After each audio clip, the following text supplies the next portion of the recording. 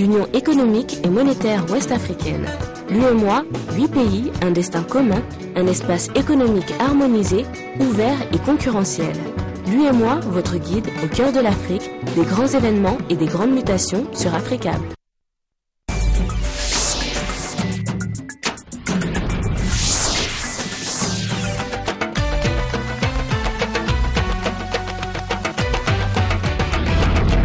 Nouvelle édition sur Africable Télévision. Bienvenue, bonsoir à tous. Voici le sommaire.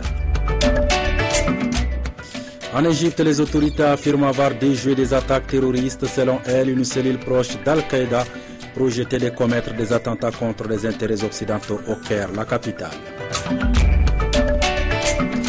Après 40 ans d'existence, le Fonds africain de développement évalue son parcours. Une rencontre régionale sur la question s'est tenue à Abidjan, Côte d'Ivoire, pour adopter les nouvelles orientations du fonds. Et puis, en Inde, des jeunes femmes s'organisent pour se protéger du viol. Elles viennent de créer une brigade rouge chargée de traquer les prédateurs sexuels. C'est sur le Mali que nous ouvrons ce journal avec cette conférence internationale de donateurs qui s'est tenue hier à Bruxelles en Belgique, initiée par le chef de l'État français François Hollande. Cette conférence a permis de récolter près de 3,250 milliards d'euros. La somme collectée servira à relancer le Mali. Voyons tout cela avec Sékou Tangara. Merci pour les mains tendues et vive la coopération entre les peuples. Vive la fraternité et la solidarité entre les hommes. Je vous remercie. C'est le président de la République lui-même qui le dit. Le Mali attendait 1,6 milliard d'euros. Il a obtenu 3 milliards d'euros, exactement le double. La conférence des donateurs a été un succès. Après la grave crise politico-militaire, le Mali continue de bénéficier du soutien du monde entier, de ses voisins immédiats en premier lieu. C'est avec plaisir que nous participons à cette conférence destinée à consolider les bases de la sortie de crise au Mali et à reconstruire durablement l'économie de ce pays frère. 3,2 milliards d'euros pour aider à la reconstruction du Mali. Il ne faudrait pourtant pas voir en cette générosité un chèque en blanc de la communauté internationale car des préalables existent. Ce chiffre, néanmoins, nous engage, nous les donateurs. Mais il revient aussi aux Maliens de respecter les engagements pour la réconciliation, pour la sécurité, pour l'état de droit et pour la bonne gouvernance. C'est un contrat que nous passons ensemble, un beau contrat. À Bamako, même si la nouvelle en provenance de Bruxelles a été accueillie avec soulagement, des inquiétudes demeurent. Certains Maliens pensent que les autorités de la transition sont mal placées pour gérer d'aussi faramineuses sommes. Qu'est-ce qu'on va faire avec ces milliards sans des institutions légitimes? Encore une fois, des milliards pour construire des villas. Moi, je pense que si c'est pour cela, on n'a qu'à garder vraiment l'argent jusqu'à ce qu'on ait vraiment des institutions dites sinon pour assumer vraiment la relève. Sinon, comme par le passé, ça ne peut pas du tout marcher. Après Serval, l'intervention militaire qui a sauvé le Mali le 11 janvier dernier, voici la conférence des donateurs de Bruxelles ce 15 mai, un semblant de plan Marshall devant contribuer à la reconstruction du Mali. En marge donc de cette conférence des donateurs, le président de la République du Mali par intérim, le professeur Dioncounda Traoré, a accordé un entretien exclusif à notre envoyé spécial à Bruxelles, Oussouf Diagola. Je vous propose ici un extrait. Il appartiendra aux autorités qui vont succéder à la transition de définir leur propre politique et leur propre programme. Ce que je souhaite, c'est qu'elle tire toutes les leçons de la crise malienne. La crise malienne a été révélatrice de beaucoup de choses, notamment les faiblesses dans la gouvernance, la mauvaise gouvernance, la corruption, qui ont déterminé très souvent les échecs que nous avons connus par rapport à ce que nous souhaitions faire dans beaucoup de secteurs, notamment l'éducation, la santé, l'accès à l'eau, le désenclavement, etc. Autant de domaines où nous n'avons pas remporté les succès que nous escomptions parce que tout cela a été fortement tributaire de la malgouvernance et de la corruption. Donc il est souhaitable que les autorités qui vont venir tirent toutes les leçons de la crise que nous avons traversée, qui n'est pas seulement une crise due à la présence du terrorisme et du djihadisme. Voilà, vous pouvez suivre cet entretien exclusif du président Dioncounda Traoré demain juste avant Afrique Soir. On s'intéresse à présent au FAD, le Fonds africain de développement. Il est destiné à renforcer la croissance économique et réduire la pauvreté dans les pays membres régionaux après 40 ans d'existence. Un atelier régional a réuni des experts à Abidjan en Côte d'Ivoire. Il s'agit d'adopter les nouvelles orientations de ce fonds. Les besoins de développement de l'Afrique sont immenses. Le FAD, Fonds africain de développement, a été créé il y a 40 ans. Ce fonds est un guichet concessionnel du groupe de la BAD. Le FAD accorde beaucoup de facilités et aussi des dons non remboursables aux États africains fragilisés par les crises. Les gouverneurs du FAD et les ministres du Plan et des Finances de 6 pays se sont réunis pour examiner et tomber d'accord sur les nouvelles orientations du FAD 13. Nous espérons, n'est-ce pas, sensibiliser nos bailleurs de fonds, n'est-ce pas, sur l'importance de ce fonds et sur les résultats jusqu'ici obtenus par ces fonds et les changements que les investissements faits à travers ce fonds, n'est-ce pas, ces changements qui doivent être visibles au jour le jour. Les priorités seront l'infrastructure, l'intégration régionale, l'emploi des jeunes, l'inclusion en général. En Côte d'Ivoire, le bilan du FAD est jugé positif. Nous avons bénéficié de presque 40 milliards de soutien dans divers secteurs. Le projet PIA-MCS qui était basé à la primature, qui soutenait donc un certain nombre d'activités dans les zones CNO a été financé par le FAD. Et nous avons également payé des arriérés importants grâce au FAD. Le FAD nous a accompagnés aussi dans la mise à niveau donc de nos engagements vis-à-vis de l'extérieur pour bénéficier donc de l'atteinte du point d'achèvement PPTE. Plusieurs recommandations ont soldé la rencontre, entre autres l'octroi d'un appui budgétaire aux pays bénéficiaires, la création et l'augmentation de l'enveloppe du FAD relative aux opérations régionales des pays à revenus faibles et la mobilisation des ressources internes. D'une réunion à une autre, mais cette fois-ci au Sénégal, des textes réglementaires pour contrôler la qualité de l'engrais dans les pays de la CEDEAO afin d'accroître la productivité agricole des acteurs de l'agriculture des pays concernés se sont retrouvés donc à Dakar pour s'imprégner de ces textes avant leur mise en œuvre effective. Les pays de la CEDEAO ne veulent plus d'engrais sans éléments nutritifs, encore moins d'engrais avec des éléments toxiques élevés. D'où l'urgence pour l'Afrique de l'Ouest de se doter d'un cadre réglementaire régional autour de 5 axes. Nous avons un règlement d'exécution sur le comité régional de contrôle de qualité des engrais dans l'espace CEDEAO. Ensuite, nous avons un règlement d'application sur l'étiquetage et les limites de tolérance des éléments nutritifs. Les deux autres règlements d'exécution concernent des outils juridiques. Une mise en œuvre efficace de ces textes devrait permettre d'améliorer l'environnement institutionnel du marché régional des engrais, plus encore l'accroissement de la productivité agricole dans la sous-région. Jusqu'ici, il y avait, disons, un vide au niveau régional et le commerce des engrais pouvait poser un certain nombre de problèmes quant à la qualité. La CEDEAO a donc pris des mesures pour adopter un certain nombre de textes et le Sénégal a participé à tous les travaux d'élaboration.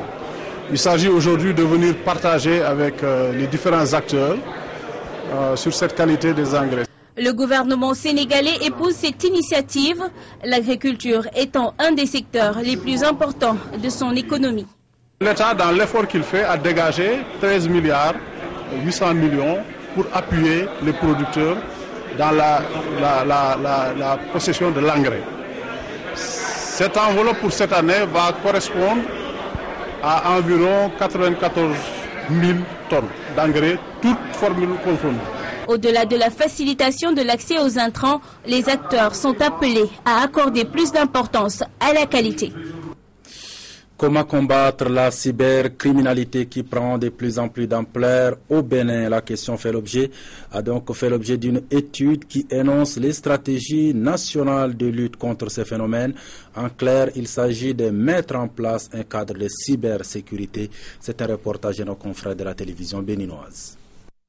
De nombreuses rencontres et formations ont été organisées sur le phénomène de la cybercriminalité et les deux dernières en date sont la double formation organisée par l'ambassade de France au Bénin au profit des forces de sécurité de la sous-région et le forum panafricain qui s'est récemment tenu en juin 2010 à Ouagadougou au Burkina Faso. Le constat est qu'en dépit de ces rencontres et formations, les communications qui avaient été faites sur la cybercriminalité en mai 2006 ont seulement levé un coin de voile sous sa variante la plus connue chez nous. Ici au Bénin, les arnaques et toute autre forme d'escroquerie par le biais des technologies de l'information et de la communication font des milliers de victimes chaque année. D'où cette cérémonie de lancement de l'étude sur la cybercriminalité. La cybercriminalité demeure un fléau national et il convient de la combattre par tous les moyens. Dans cette lutte, l'MCTIC souhaite associer de nombreux acteurs, quels qu'ils soient, d'où qu'ils viennent, et c'est pourquoi le présent lancement revêt tout son sens en ce qu'il associe l'ensemble des acteurs que vous êtes ici présents. Ainsi, cette étude, qui revêt une importance capitale, vise à accompagner le Bénin dans l'élaboration d'une stratégie nationale de lutte contre la cybercriminalité. Plusieurs résultats spécifiques sont attendus alors à l'issue des travaux qui vont s'étendre sur 6 mois et qui seront réalisés par l'ensemble des acteurs du cabinet Consortium Eden comme Progenia sous la supervision du ministère de la Communication, des Technologies de l'Information et de la Communication. Nous vous l'annoncions dès hier, on a peut-être évité des attaques terroristes en Égypte. D'après les services de renseignement égyptiens, une cellule proche d'Al-Qaïda a projeté de commettre des attentats contre les ambassades françaises et américaines au Caire, la capitale. La cellule a été démantelée samedi dernier. Les autorités égyptiennes avaient arrêté 3 suspects liés à Al-Qaïda en possession d'explosifs. Aujourd'hui, l'agence de presse officielle égyptienne affirme que cette cellule planifiait un attentat contre les ambassades françaises et américaines du Caire. C'est ce que révélerait l'enquête des services de sécurité égyptiens. Objectif de cette double attaque, protester contre l'intervention militaire française au Mali. Pas de précision en revanche sur le projet d'attentat contre la représentation américaine. Depuis la chute de l'ancien raïs égyptien Hosni Moubarak, les attaques de groupes armés se multiplient contre les forces de l'ordre ou contre Israël, notamment dans le Sinaï égyptien. Le chaos qui a suivi la chute de Mouammar Kadhafi en Libye s'est aussi accompagné d'attentats contre les intérêts étrangers. Le plus meurtrier a visé le consulat américain de Benghazi, faisant 4 morts en septembre 2012, parmi eux l'ambassadeur américain en Libye. Nous parlerons également dans ce journal de la traque des prédateurs sexuels en Inde, mais aussi du typhon Mayasen qui menace la Birmanie. Mais avant, voyons ce qui fait le reste de l'actualité en bref et en images rassemblées et commentées par Daouda Kamati. Ban Ki-moon, secrétaire général des Nations Unies et le président de la Banque mondiale arrivent à Kinshasa ce mercredi 22 mai avant de se rendre à Goma. Une visite qui intervient alors que la brigade d'intervention de l'ONU se met progressivement en place dans le Nord Kivu. Elle doit y combattre les groupes armés qui sèment la terreur dans cette région. L'effondrement d'un immeuble de 4 étages qui devrait héberger des commerces dans une ville de l'Est du Rwanda a fait 6 morts et une trentaine de blessés mardi dernier. Les opérations de secours se sont achevées hier, près de 20 ans après le génocide contre les Tutsis qui avait mis le pays à genoux. Le Rwanda, en forte croissance économique, connaît depuis plusieurs années un boom immobilier. Après l'arrestation mardi 14 mai de Mohamed Djibril, dit El Djonto, les autorités tchadiennes annoncent qu'un mandat d'arrêt international a été lancé hier mercredi contre un autre tortionnaire de la police politique d'Hissène Habré et que 3 autres seront émis d'ici la fin de la semaine. Ce mandat d'arrêt vise Guéni Kori, un ancien directeur général de la DDS, la police politique du régime Habré, qui se trouverait actuellement en Afrique de l'Ouest. Une conférence internationale contre la malnutrition infantile s'est tenue le 14 et 15 mai à Paris à la Maison internationale. Elle a été organisée par le Programme des Nations Unies pour l'enfance UNICEF en partenariat avec le ministère français des Affaires étrangères. 3 objectifs étaient fixés par les organisateurs de cette conférence.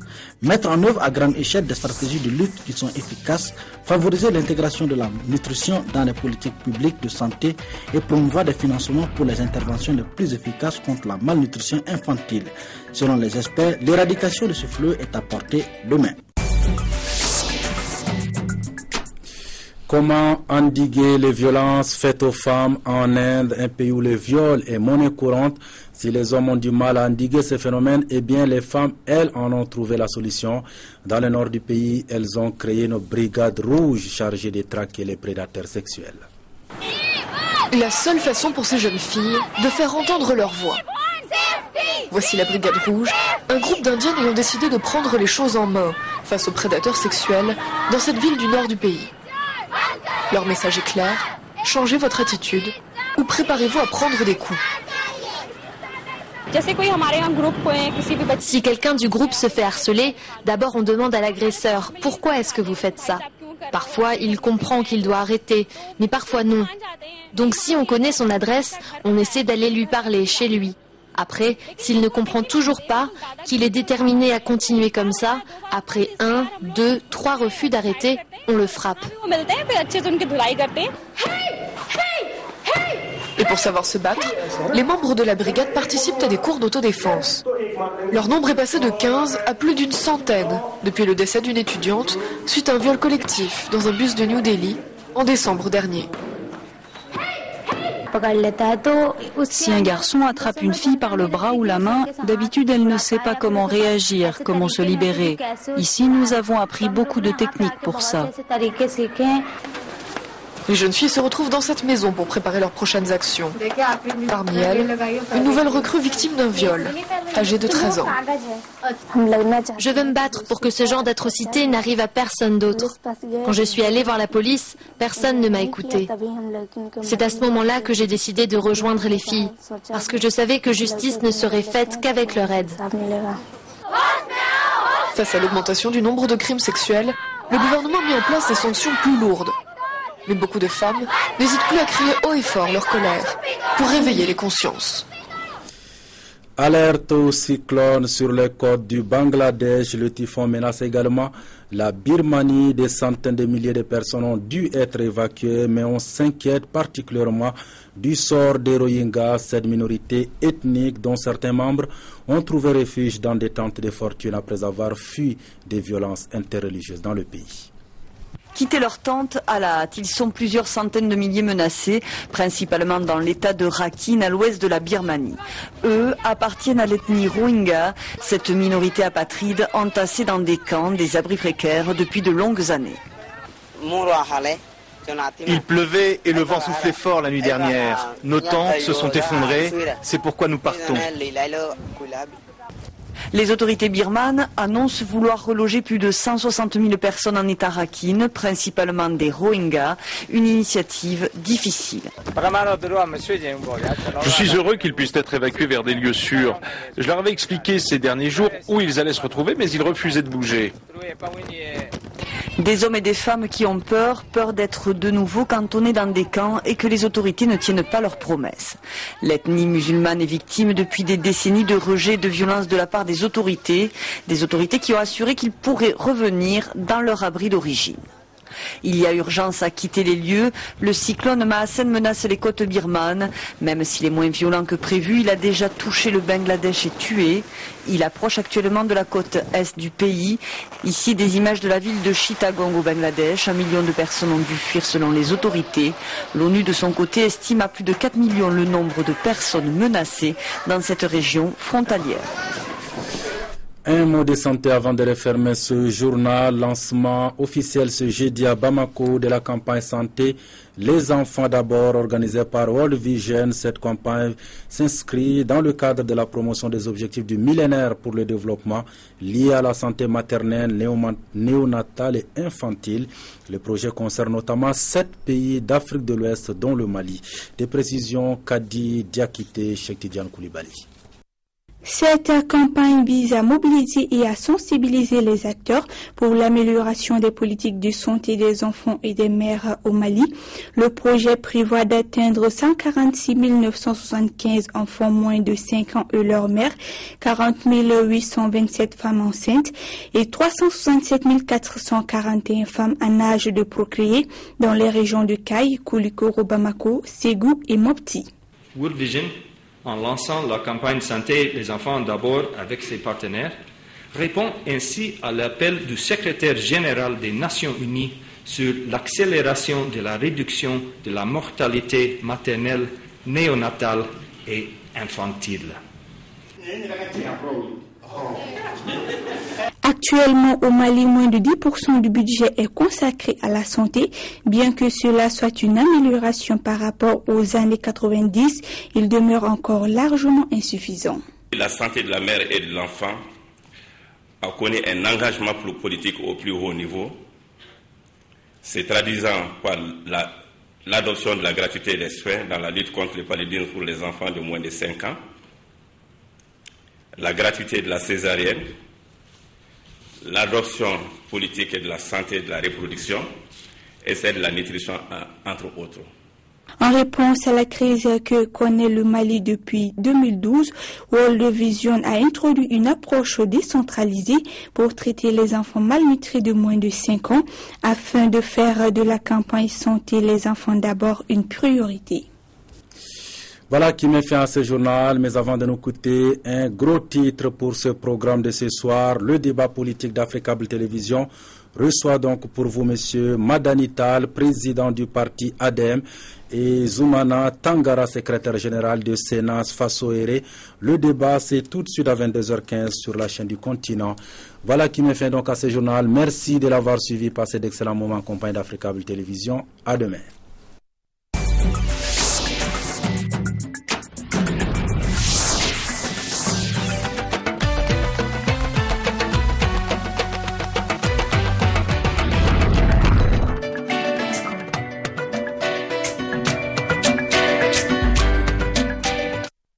L'UEMOA, l'Union économique et monétaire ouest-africaine. L'UEMOA, 8 pays, un destin commun, un espace économique harmonisé, ouvert et concurrentiel. L'UEMOA, votre guide au cœur de l'Afrique, des grands événements et des grandes mutations sur Afrique.